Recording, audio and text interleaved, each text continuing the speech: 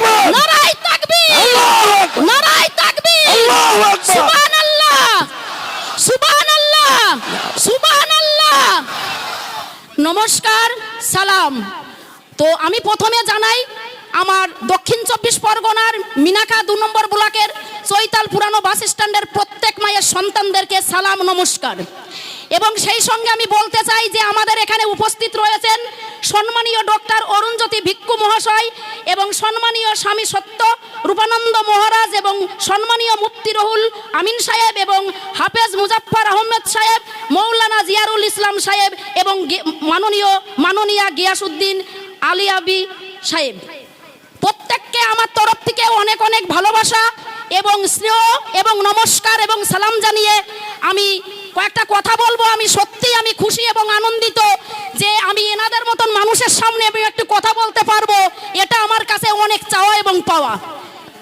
প্রথম কথা বলতে চাই, আজকে আমরা এইখানে কিন্তু এখানে মজা করার জন্য আমরা আসিনি, এখানে আমরা গল্প করার জন্য আসিনি, এখানে আমরা আড্ডা মারার জন্য আসিনি, এখানে আমরা সময় পাস করার জন্য আসিনি, এখানে আমরা কোনো রকম ভাবে কোনো অশান্তি সৃষ্টি করার জন্য আসিনি। হ্যাঁ, তবে এসেছি কিসের জন্য? ওই দিল্লির গদিতে যে বর্বর সরকার বসে আছে, চিটিংবাজি সরকার, খুনখামারি করে আজকে গদি দখল করেছে, মানুষের মাথায় বন্দুক ঠেকিয়ে গদি দখল করেছে, কোটি কোটি টাকা ইনভেস্ট করে এমএলএ এমপি বড় বড় নেতা নেত্রী লিডারদেরকে কিনে এই ভারতবর্ষের মাটিতে 2014 থেকে চিটিংবাজি শুরু করেছে। পরিচয় আপনাদেরকে আমি একটা কথা শুধু বলতে চাই, এই যে নূপুর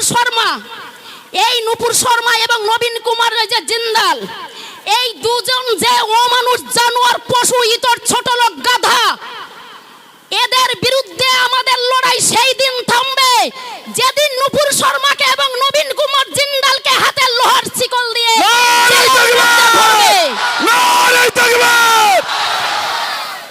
আজকে আমাদের বিশ্বনবী হযরত মুহাম্মদ সাহেবকে এবং আমাদের মা আয়েশাকে যেভাবে কুরুচিকর মন্তব্য পেশ করেছেন টাইমস নাও চ্যানেলে লাইভে বসে, এই কথাকে আমরা ধিক্কার জানাই। কারণ বিশ্বনবীর নামে যদি কেউ কোনো রকম কুরুচিকর মন্তব্য করে, মুসলিম সমাজ মেনে নিলেও সনাতন ধর্মের মানুষ মেনে নেবে না। আমাদের যে প্রতিবাদ হচ্ছে, এই প্রতিবাদ আমাদের চলছে, চলবে। নূপুর শর্মার বিরুদ্ধে প্রতিবাদ চলছে, চলবে।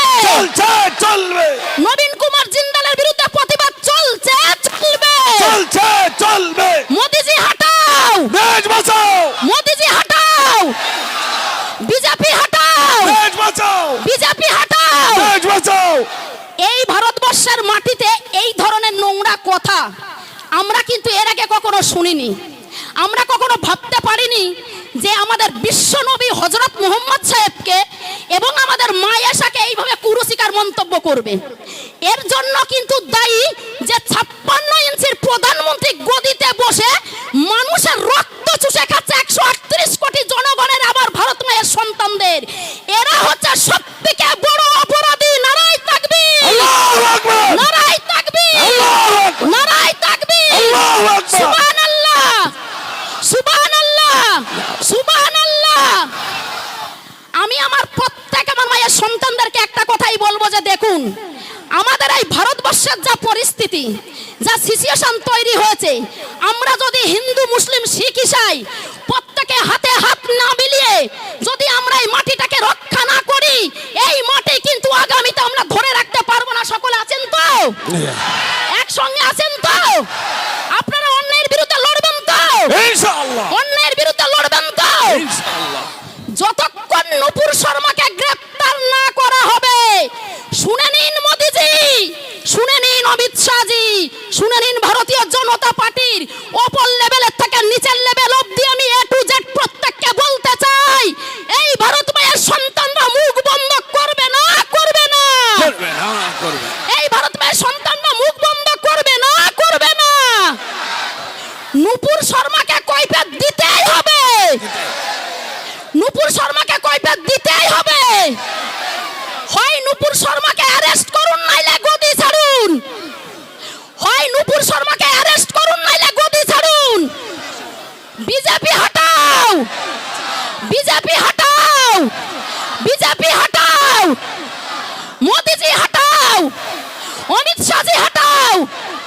বিজেপি হটাও, সম্প্রীতি রক্ষা করব আমরা। আমরা ভারতীয় জনতা পার্টি চাই না, চাই না। এই মিলন বন্ধনের মাটিতে কেউ যদি আগুন ধরাতে চায়, সেই হাত গুড়িয়ে ভেঙে দেব। আমরা আগুন ধরাতে দেব না। নারে তাকবীর! নারে তাকবীর! এই মাটি ভালোবাসার, একতা, সম্প্রীতির দলবদ্ধ মিলন বন্ধনের রাম রহিমের মাটি।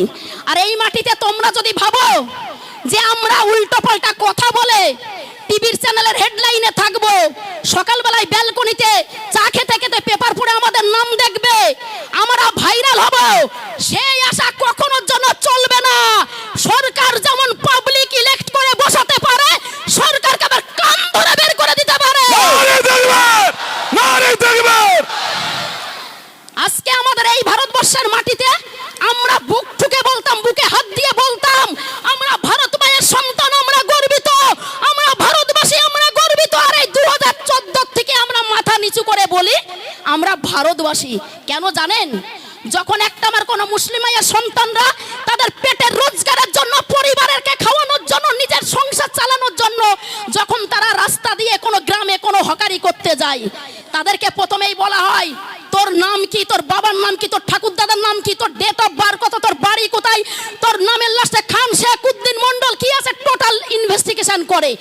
এই অধিকার কাকে দিয়েছে? মোদিজি তুমি জবাব দাও। জবাব দাও, জবাব দাও। মোদিজি তুমি জবাব দাও। জবাব দাও, জবাব। মোদিজি তুমি জবাব দাও। জবাব দাও, জবাব দাও। এই মাটি অনেক কষ্ট করে স্বাধীন হয়েছে। আমাদের নেতাজি সাহেবের অতি কাছের প্রাণের মানুষ ছিল আমাদের নিজামুদ্দিন স্যার, যিনি 3 বার গুলির থেকে আমাদের নেতাজি সাহেবকে বাঁচিয়েছেন। আরে রাম ভক্ত হনুমানরা, লেচ্ছাড়া হনুমান, তোমরা তো বড় বড় কথা বলো যে আমরা সনাতন ধর্মের মায়ের সন্তান, আমরা বড় হিন্দু। আরে হিন্দু বলার আগে, সনাতন ধর্মের নাম বলার আগে স্বামীজির পুরো কিন্তু ইতিহাসটা জানবে যে উনি কি লড়াই চাইতেন না শান্তির বার্তা দিয়েছেন আমাদের সনাতন ধর্মে। ওরে গাধা, টাকা দিয়ে দেশ কেনা যায়, টাকা দিয়ে মন্ত্রী কিনা যায়, টাকা দিয়ে অনেক কিছু করা যায়, কিন্তু কখনোর জন্য ইসলাম ধর্মের থেকে তাদের নবীজিকে মনের থেকে হাঁটাতে পারবে না। নারে তাকবীর! নারে তাকবীর! নারায়ে তাকবীর! আল্লাহু আকবার! মুসলিম সমাজ আজকে যেভাবে প্রোটেস্ট করছে, সেই সঙ্গে আমাদের সনাতন ধর্মের মায়ের সন্তানরাও প্রোটেস্ট করছে। কারণ কি জানেন?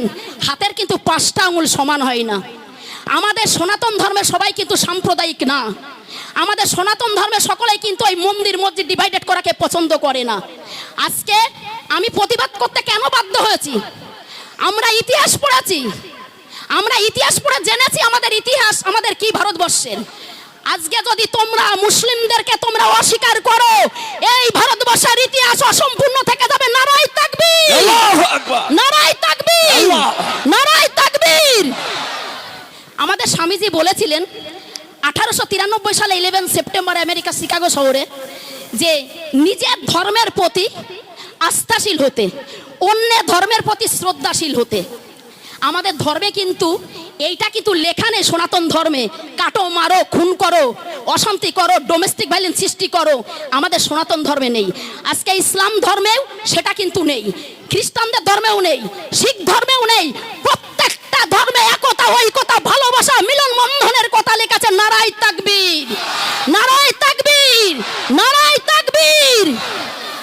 আমরা এই ভারতবর্ষের মাটিকে রক্ষা করার জন্য যদি আমাদের হিন্দু, মুসলিম, শিখ, ঈসাই প্রত্যেককে রক্ত দিতে হয়, মাটি আমরা ভিজিয়ে দেব, তবু আমাদের নারে তাকবীর! নারে তাকবীর! তবু আমাদের নবীজির অপমান মানব না। কারণ আমাদের বিশ্বনবী হযরত মুহাম্মদ জি হচ্ছেন একজন শান্তির দূত, যিনি বলেছেন তোমার বাড়ির পাশে যদি কেউ যদি অনাহারে দিন কাটে, যদি তারা দুঃখে দারিদ্রতে থাকে, যদি তারা কষ্টে থাকে, তাদেরকে তোমার থেকে একটু খাবার তাদেরকে দাও। একেই বলে নবীজির আদর্শ। আমাদের নবীজি বলেছেন তোমরা সবসময়ের জন্য শান্তি সৃষ্টি করবে, অশান্তি সৃষ্টি করবে না। ইসলাম ধর্মের অর্থ মানবিকতা দেখায়, ইসলাম ধর্মের অর্থ ঐকতা হয়ে থাকে, ইসলাম ধর্মের অর্থ প্রত্যেককে একতা ঐকতা হয়ে পথ চলতে শুরু করে। ইসলাম ধর্মের এটা কিন্তু অর্থ না যে মারকাট করো, লড়াই করো, অশান্তি করো। আরে রাম ভক্ত হনুমানরা, তোমাদের জোর আর বেশি দিন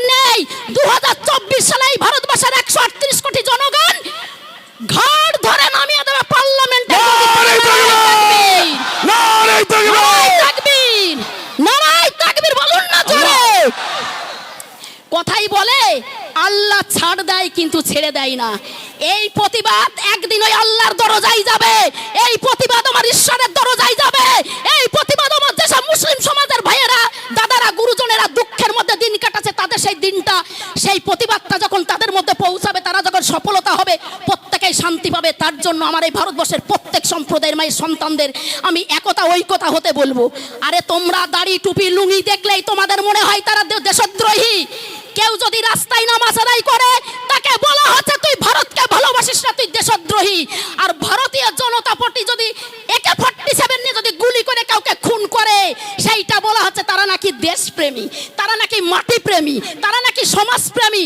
নারায়ে তাকবীর, আল্লাহু আকবার, নারায়ে তাকবীর, আল্লাহু আকবার, নারায়ে তাকবীর। আল্লাহু আকবার। আমি কয়েকজনের কথা আমি শুনেছি, কিছুদিন আগে আমি সোশ্যাল মিডিয়াতে দেখলাম কেউ কেউ প্রতিবাদ করছে। প্রথমে সে বলছে আমি একজন সাচ্চা হিন্দু, এই যে অপমান করা হয়েছে বিশ্ব নবী হযরত মুহাম্মদ সাহেবকে, তার বিরুদ্ধেই আমি প্রতিবাদ করছি। আমি নাম বলবো না, তবে আমি তাদের কাছে আমি জোরহাত করে একটাই অনুরোধ করব, আমি হিন্দু কি মুসলিম কি শিখ কি ঈসাই, এটা আমার প্রথম পরিচয় না। আমার প্রথম পরিচয় আমি একজন মানুষ, তাই তো? ঠিক বলেছি তো? আরে মানুষ হয়ে যদি মানুষের পাশে না দাঁড়াতে পারি, তার থেকে আফ্রিকার জঙ্গলে পশু হয়ে জন্ম নেওয়া ভালো, তাই তো? নারে তাকবীর, নারায়ে তাকবীর। নারে তাকবীর। নূপুর শর্মাকে আমি একটা কথা বলতে চাই, আমার এই বক্তব্য যদি তার অবধি যায়, বা আমাদের যেসব মহামান্য সব মাননীয়রা সব বসে আছেন, সম্মানীয় ব্যক্তিগণ, যাদেরকে এক কথায় সকলেই চেনেন, যাদেরকে প্রত্যেকেই শ্রদ্ধা ভক্তি করেন, এনাদের বক্তব্য যদি ওর অবধি পৌঁছায়, আমি শুধু একটা কথাই বলবো যে নূপুর শর্মা, তুমি যদি ভেবে থাকো যে তুমি কপালে তিলক কেটে হিন্দুগিরি দেখাবে, সেই হিন্দুগিরি দেখাতে কিন্তু পারবে না। কারণ এই মাটিতে একদিকে মন্দিরে পুজো হয়, আর একদিকে মসজিদে আজান হয়, একদিকে যিশুকে প্রে করা হয়, একদিকে গুরু নানককে স্মরণ করা হয়। নারে তাকবীর, নারে। আমরা অনেকবারই দেখেছি বা এখনো কন্টিনিউ চলছে যে মুসলিমদের উপরে সত্যি এমনভাবে মানে অসামাজিক কাজ হচ্ছে, সত্যি আমরা কখনো এটাকে আমরা ভাবতে পারিনি। আজকে আমরা এই যে সকলে আমরা এক জায়গায় হয়েছি, কেন হয়েছি? এর মধ্যে প্রত্যেক ধর্মের মায়ের সন্তান রয়েছে, কিন্তু কেউ কি বলতে পারবে যে এর মধ্যে হিন্দুকে আর মুসলিমকে, শিখকে ঈসাইকে? কেউ কিন্তু আগে বলতে পারবে না। আগে কিন্তু আমরা বলবো আমরা ভারতবাসী, আমরা বাংলা মানে বাংলা প্রেমী, বাংলা মায়ের সন্তান। বিজেপি যে মানে কারবারগুলো চালু করেছে, যে সিচুয়েশন চালু করেছে, বিজেপিকে অনেক পস্তাতে হবে, অনেক পস্তাতে হবে বিজেপিকে।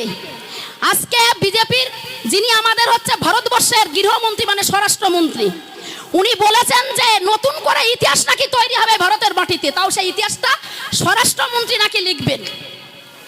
এর থেকে ঘৃণাজনক কথা আমার মনে হয় কখনো আমরা আগে শুনিনি। এই কথাটা শোনার আগে আমাদের মৃত্যু অনেক ভালো। নারে তাকবীর, নারায়ে তাকবীর, নারে নারায়ে তাকবীর। তাকবীর। যেখানে আমাদের ভারতবর্ষের প্রধানমন্ত্রী বলে হাম তো কাপড়া সে ফ্যাশন লেতা है, कौन हिंदू है और कौन मुस्लिम है। अरे मोदी जी सुन लो, हमारा भारत में जितना भारत में का संतान है, हम लोग हिंदू मुस्लिम सिख ईसाई पहले नहीं है, हम लोग पहले भारतवासी है, हिंदुस्तानी है। নারে তাকবীর। মুসলিম ঐক্য জিন্দাবাদ, হিন্দু মুসলিম ঐক্য জিন্দাবাদ, ভারতবাসী জিন্দাবাদ। নারে তাকবীর। আপনারা প্রত্যেকেই জানেন আজকে যে ঘটনাটা ঘটেছে, আমরা যে যেমন প্রোটেস্ট করছি আমরা করতে পারছি, যার যতটা ক্ষমতা। সবাই তো একরকম পারে না, যার যার মতো সে ততটাই সেইটা প্রোটেস্ট করছে।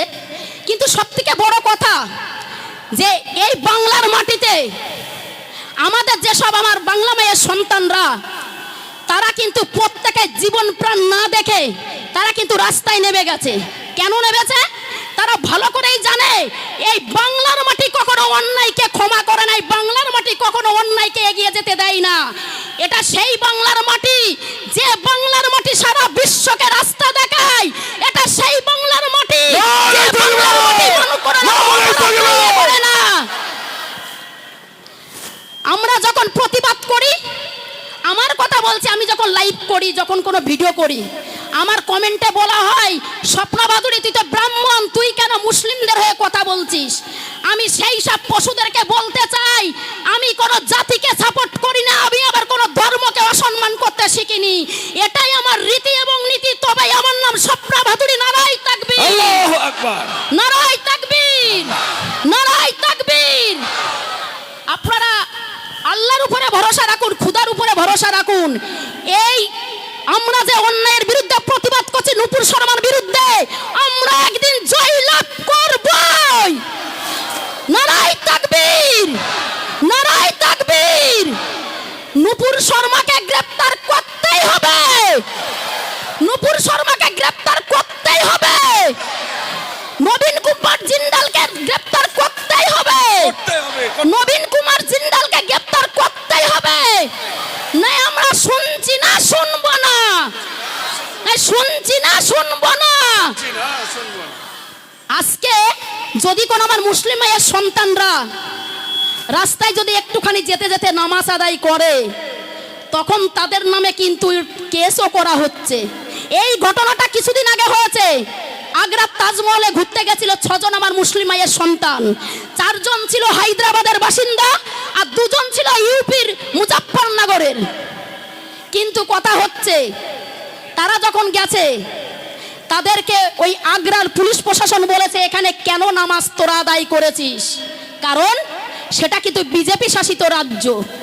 তার জন্য তাদেরকে গোলাপ ফুল দিয়ে শুভেচ্ছা করিনি, তাদেরকে মিষ্টি মুখ করিনি, তাদেরকে জড়িয়ে ধরিনি, তাদেরকে ভালো কথা বলিনি, তাদেরকে কিন্তু কেস দিয়ে দিয়েছে যে তারা দেশদ্রোহী। তবেই তারা নাকি আগ্রা তাজমহলের ওখানে নামাজ আদায় করেছে।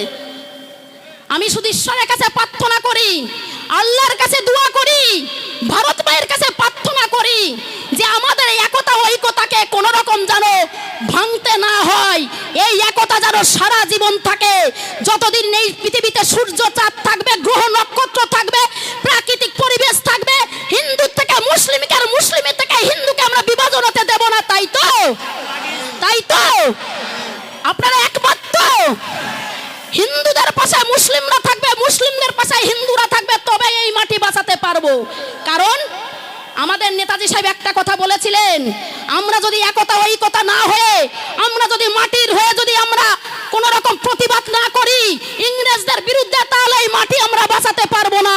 কিন্তু নেতাজি সাহেব এটা কিন্তু বলেছিল না যে টুপিওয়ালা লুঙ্গিওয়ালা দাড়িওয়ালারা থাকবে না, শুধু আমরাই থাকবো। আমাদের যখন পণ্ডিত জওহরলাল নেহরু সাহেব প্রধানমন্ত্রী ছিলেন, তখন আমাদের মৌলানা আবুল কালাম আজাদ উনি লাহোর জেলে ছিল। তো তখন আমাদের মৌলানা আবুল কালাম আজাদের ওয়াইফ খুব অসুস্থ ছিল। তো আমাদের পণ্ডিত জওহরলাল নেহরু সাহেব ওনাকে দেখতে গেছিল। তা দেখতে গেলে উনি বলেছিল যে মৌলভী সাহেবের সঙ্গে একবার আমি দেখা করতে চাই, আমার খুব শরীর খারাপ। তো তখন আমাদের পণ্ডিত জওহরলাল নেহরু সাহেব বলেছিলেন ঠিক আছে, আমি সংবাদটা ওনার অবধি পৌঁছে দেব। যখন লাহোর জেলে যাই তখন গিয়ে উনি একটা কথাই বলেছিলেন যে মৌলভী সাহেব, আপনার কাছে ছোট্ট একটা আমার আবদার আছে, আপনি কি অ্যাকসেপ্ট করবেন? তখন আমাদের মৌলানা আবুল কালাম আজাদ সাহেব বলেছিলেন, হ্যাঁ জওহরলাল নেহরু সাহেব, আপনি বলুন আপনার কি আবদার। আপনাদের জন্য আর আমাদের জন্য আর কি করতে হবে, দেশের জন্য আর কি করতে হবে, আমি তাতেই রাজি আছি। বলেছিল যে তোমার ওয়াইফ খুব অসুস্থ, তোমার ওয়াইফকে একটু দেখা করতে হবে ওয়াইফের সঙ্গে। তখন আমাদের মৌলানা আবুল কালাম আজাদ সাহেব বলেছিলেন, একদিকে আমার ওয়াইফ আর একদিকে আমার ভারত মা, আমার ভারত মায়ের জন্য আমি ওয়াইফকে ছাড়তে পারি, কিন্তু ওয়াইফের জন্য আমার ভারত মাকে আমি ছাড়তে পারবো না। নারায়ে তাকবীর, নারায়ে তাকবীর। সেটা কিন্তু সেই টুপিওয়ালা লুঙ্গিওয়ালা দাড়িওয়ালা যারা 5 বার নামাজ আদায় করে আল্লাহর দরবারে গিয়ে সেই মায়ের সন্তানই বলেছিল, আরে বিজেপি আরএসএস, তোমরা দেশকে আগুন ধরাতে পারো, দেশকে টুকরো টুকরো করতে পারো, মানুষকে খুন করতে পারো, দেশের সম্পদকে বিক্রি করতে পারো, একতা ঐক্যতা তোমাদের বাবার 84 জীবনের ক্ষমতা হবে না। নারায়ে তাকবীর, নারায়ে তাকবীর, নারায়ে তাকবীর। আমাদের ক্ষুদিরাম বোস, যখন আমাদের ক্ষুদিরাম বোসের ফাঁসি হয় তখন উনি মানে কি বলবো, আমার ভারত মায়ের বীর সন্তান বাল্যকালে যার ফাঁসি হয়েছে, তো আমাদের ক্ষুদিরাম বোস বলেছিলেন, আমাদের ক্ষুদিরাম বোসকে যে ফাঁসির মঞ্চে যে দাঁড়িয়ে যে জল্লাদ যে ছিলেন, বলেছিলেন জল্লাদ বাবু একটা কথা জিজ্ঞেস করব, কিন্তু কথাটা কিন্তু উনি কান্না করে বলিনি, দুঃখ করে বলিনি, হেসে বলিনি, কোনো কষ্ট নিয়ে বলিনি, কোনো দুঃখ নিয়ে বলিনি, কোনো বেদনা নিয়ে বলিনি। উনি শুধু একটা কথাই বলেছিলেন আমাদের ক্ষুদিরাম বোস, যে জল্লাদ বাবু এইখানে এই দড়িতে, ফাঁসির দড়িতে মোম কেন লাগানো হয়? হরে তোমরা তো হিন্দু হিন্দু করো, তোমরা কি জানো ওই ক্ষুদিরাম বোসের লাইফ হিস্টোরি? তোমরা কি জানো ওই ক্ষুদিরাম বোস কারাতে রান্না খেয়েছিল? ওই ক্ষুদিরাম বোস যখন স্কুলে যেত, একটা আমার মুসলিম মায়ের সন্তান মা আমেনা, সেই আমার মা আমেনা রান্না করে দিত, আমেনা বিবি। এটাই হচ্ছে মুসলিম আর হিন্দুর ভালোবাসা, একতা ঐকতা। এটাই হচ্ছে সম্প্রীতির মাটি, যে মাটিতে হিন্দু মুসলিম বিভেদ করা হয় না, যে মাটিতে হিন্দু মুসলিমের নামে কিছু বললে হিন্দু মুসলিম মেনে নেয় না। নারাই তাকবীর, নারাই তাকবীর, নারাই তাকবীর। আমাদের আশফাকুল্লাহ খান, আশফাকুল্লাহ খানের যেদিন ফাঁসি হয়, সেই আশফাকুল্লাহ খানকে একজন বলেছিল, ব্রিটিশদের দালাল মানে এই ভারতবাসী, সে বলেছিল, আরে তুই তো ফাঁসিতে যাচ্ছিস তোর নিজের কর্মে, তোর নিজের ব্যবহারে। বলছে কেন এই কথা তুমি বলছো? বলছে তোর কি দরকার ছিল ব্রিটিশদের বিরুদ্ধে লড়াই করা? তোর কি দরকার ছিল ব্রিটিশদের বিরুদ্ধে কথা বলা আর এই মাটির বিরুদ্ধে? তখন আমার সেই আমার ভারত মায়ের বীর সন্তান, মুক্তিযোদ্ধা সন্তান আশফাকুল্লাহ খান, আমি যথেষ্ট ওনাকে শ্রদ্ধা করি অন্তরের অন্তর থেকে। উনি বলেছিল, এই মাটির জন্য, এই দেশের জন্য, এই সমাজের জন্য, এই ভারতবাসীর জন্য, ভারত মায়ের জন্য আমি জীবন দিতে রাজি আছি, তবু আমি ইংরেজদের হয়ে কথা বলবো না। এটা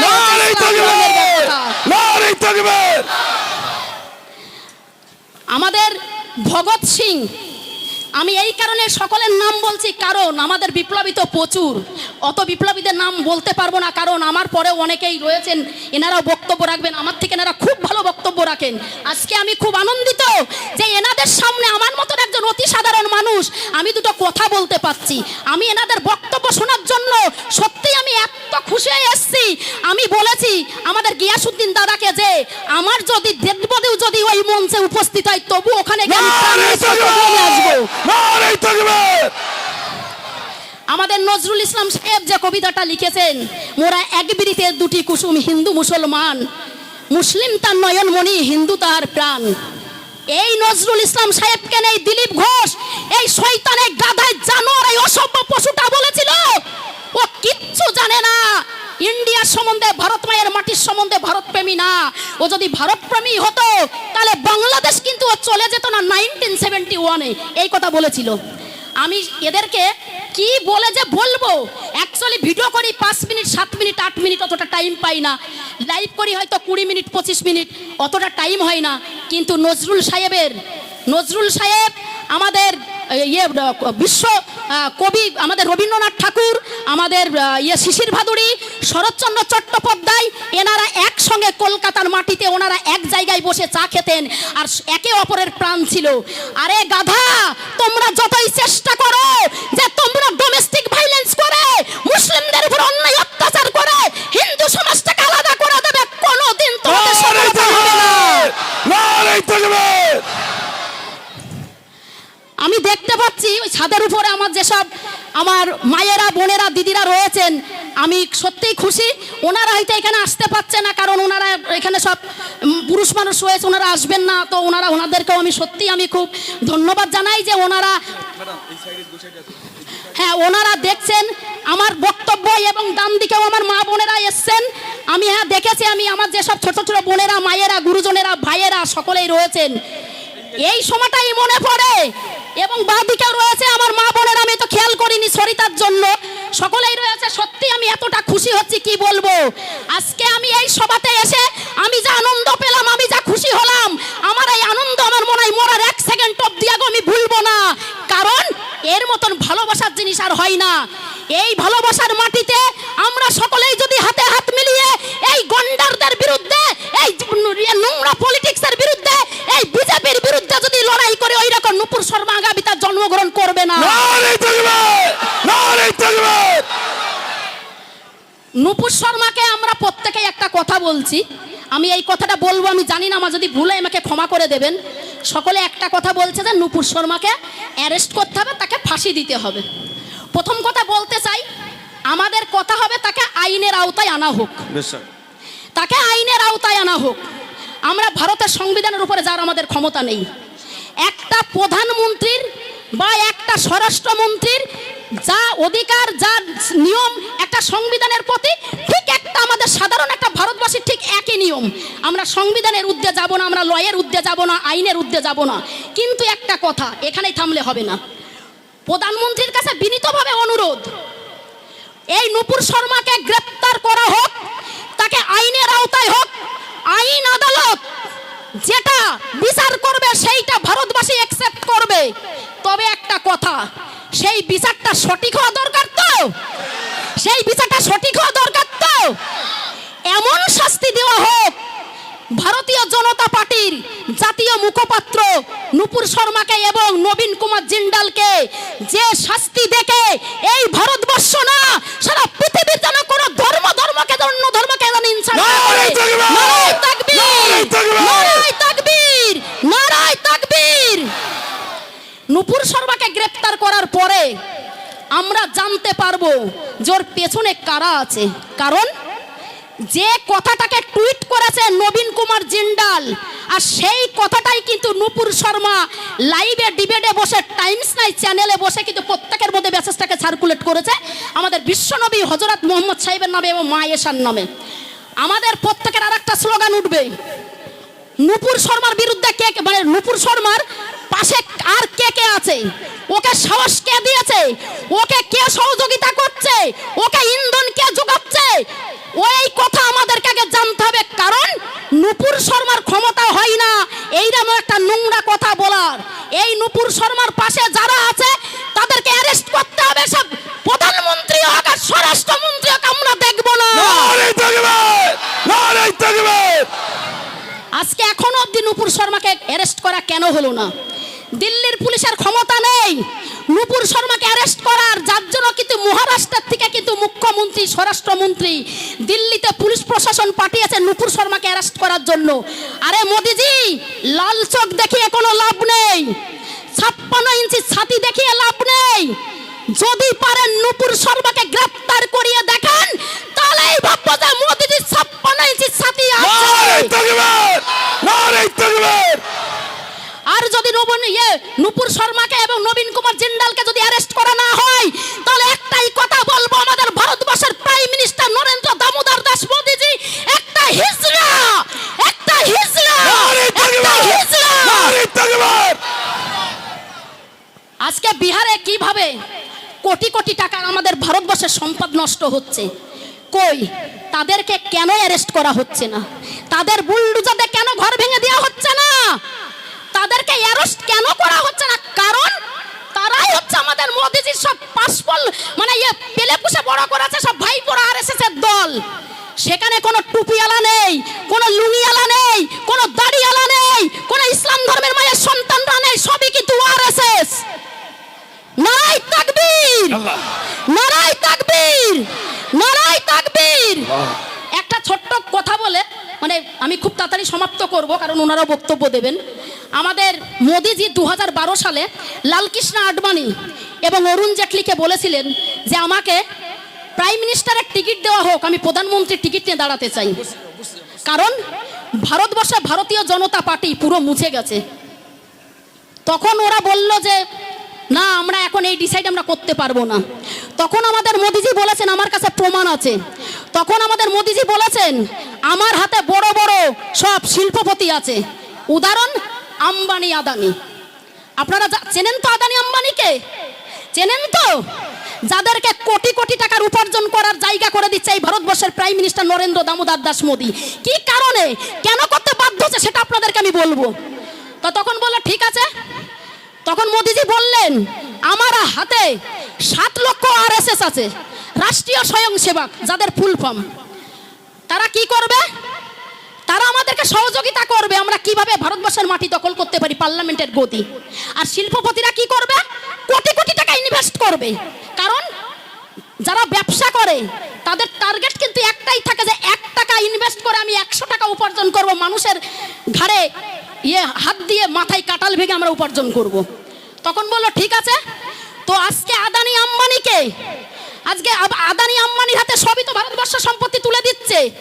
আমাদের ভারতীয় রেল যখন আমরা কোথাও যাই, যখন লেখা থাকে ইন্ডিয়ান রেল, ভারতীয় রেল, সত্যি তখন দেখতে ভালো লাগে আর আনন্দ লাগে যে এটা আমাদের ভারতের রেল। আর আজকে আমরা যখন দেখি যে আদানির হাতে চলে গেছে, কর্পোরেটের হাতে চলে গেছে, তখন সত্যি এই মনটাতে খুব কষ্ট হয়, দুঃখ হয়। কারণ আজকে যারা দেশ চালাচ্ছে তাদের রক্ত এই ভারতবর্ষের মাটিতে এক ফোঁটাও নেই।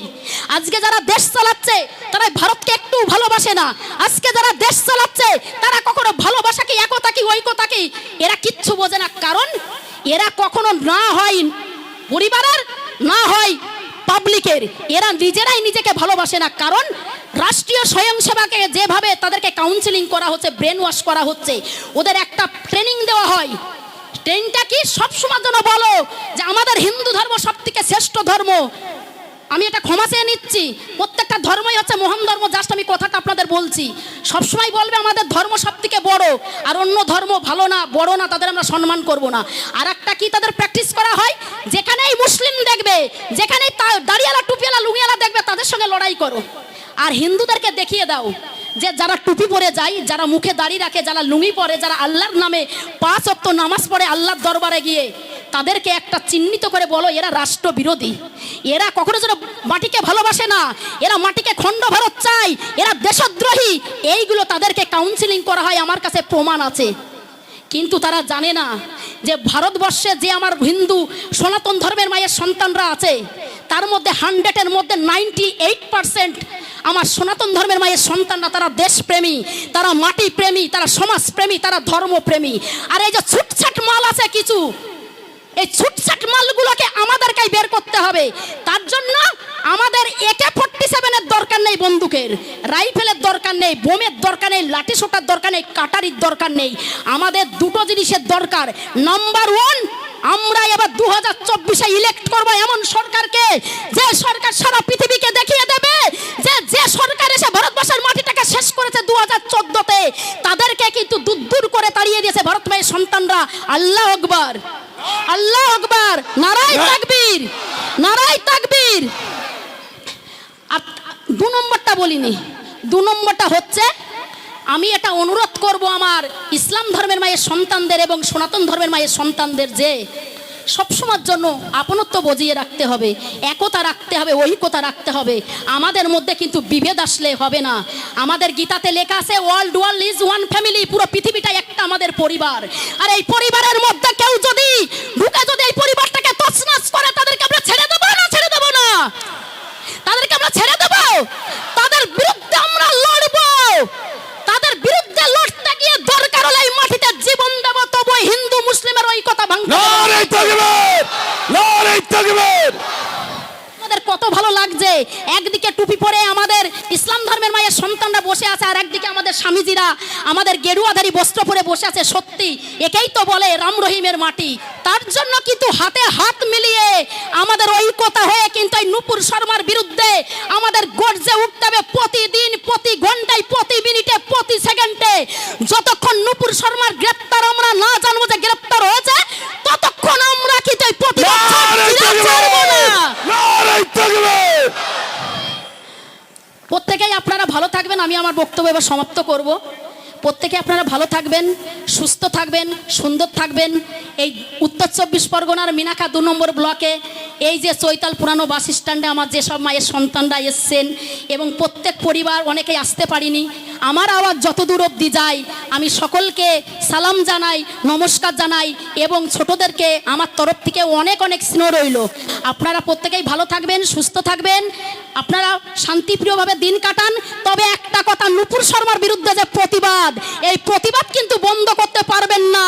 আপনারাও যদি বন্ধ করেন, আমাদের সনাতন ধর্ম কিন্তু বন্ধ করবে না। কারণ আজকে আমাদের বিশ্বনবী হযরত মুহাম্মদ সাহেবকে অপমান করেছে, কালকে যে আমাদের স্বামীজি, যিনি আমাদের বাংলার বীর সন্তান, যিনি আমাদের রাস্তা দেখিয়েছে, যিনি আমাদের সনাতন ধর্মের প্রচার করেছে, তার বিরুদ্ধে নারে তাকবীর, নারে তাকবীর।